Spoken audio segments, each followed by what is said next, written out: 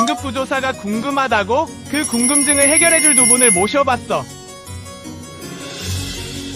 응급구조사에 대한 모든 것, 지금부터 시작할게. 네, 저는 대학병원 응급실 권역응급의료 센터에서 이제 근무를 했었고요. 그때 응급구조사 업무인 이제 아무래도 환자를 케어하고 응급 상황에서 응급처치하는 업무 등을 했었습니다. 그리고 수술실에서도 근무를 했었는데요. 사실 제가 한 10년 전에 근무할 때는 PA의 이제 역할이 이제 피지션 어시스턴트라고 하죠.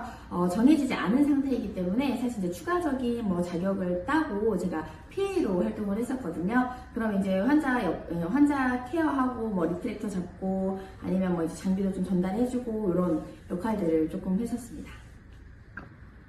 저는 응급구조학과를 졸업하고 이제 국가고시를 처음에 이제 자격증을 딴 지 한 이제 12년 정도 됐는데 저는 이제 처음에 이제 대학병원 이제 응급실이랑 외상센터에서 근무하다가 저는 이제 그 이후로는 좀 임상보다는 좀 재난 파트에서 이제 행정직으로 많이 근무를 해왔습니다. 재난 쪽에서 이제 훈련도 진행하고 뭐 재난 장비들도 관리하고 그리고 또 방사선 비상진료센터에서 근무하기도 했고요. 현재는 다섬에듀에서 응급처치 강사로 활동을 하고 있습니다. 제가 생각하는 응급구조사란 응급 상황이나 재난 현장에서 응급 환자를 대하거나 그런 현장 상황을 대응하는 사람들을 응급구조사라고 생각합니다.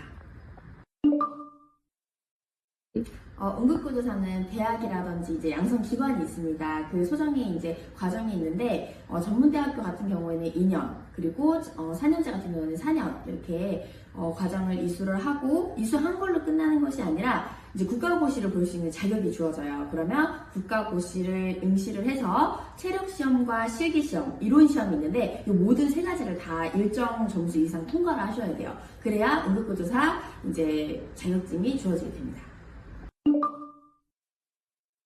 제가 초등학교 때 이제 학교 가는데 어떤 남자분이 눈앞에서 이제 탁 쓰러졌는데 어떻게 해야 되지 하고 생각하다가 다른 아주머니들이 이제 그분에게 다가가고 나는 그냥 이제 학교에 갔는데 항상 이제 뭔가 이때 내가 적극적으로 나서지 못했다라는 이제 죄책감을 좀 가지고 있다가 이제 고등학교 시절에 보건계열에 이제 진학을 해서 뭔가 이제 사람을 살리는 일을 해야겠다 하고 찾아보다가 이제 알게 된 게 이제 응급구조사라는 직업에 대해서 알게 됐고 그래서 저는 이제 응급구조학과에 진학하게 되었습니다.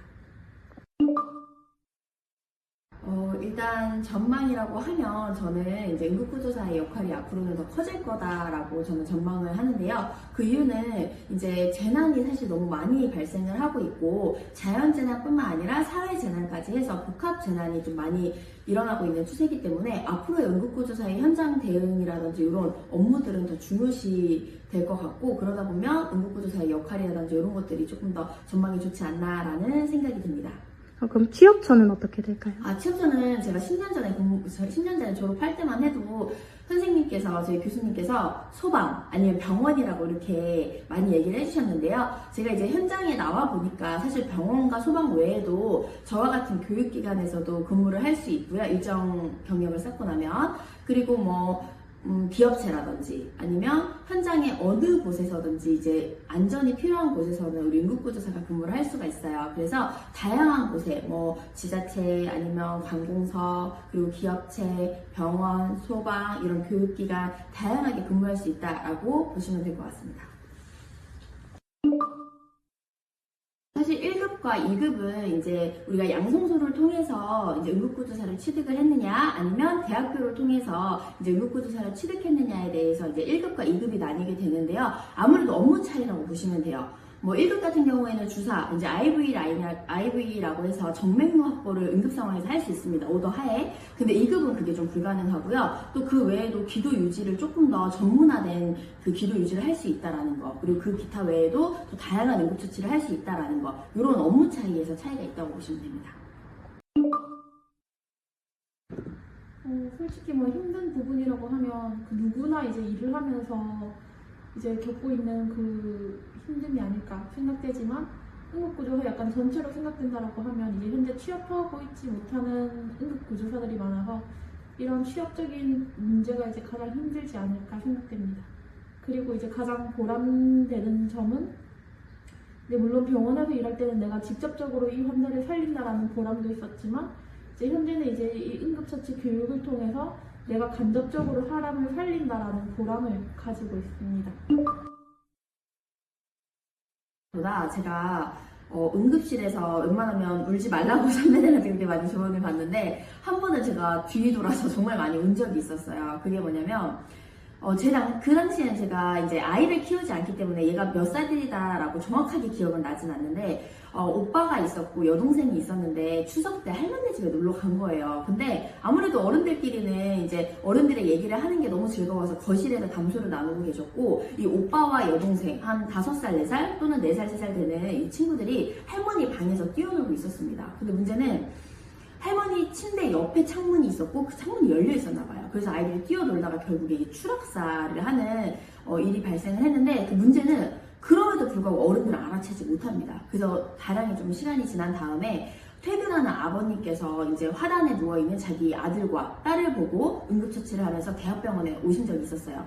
근데 오빠는 그래도 다행히 2번째 떨어진 상태여서 좀 경과가 조금은 괜찮았고 먼저 떨어진 여동생이 좀 상황이 심각했어요. 그래서 그 친구가 저희 대학병원인 저희 응급실로 오게 되었는데 아직도 기억나요. 딱 오자마자 얼굴을 봤는데 머리가 너무 커져 있는 상태였어요. 사실 왜냐면 이제 추락하면서 머리가 먼저 떨어졌고 그러면서 이제 두개골 골절로 인해서 얼굴이 많이 부어 있는 상태였고 심장은 멎어 있는 상태였어요.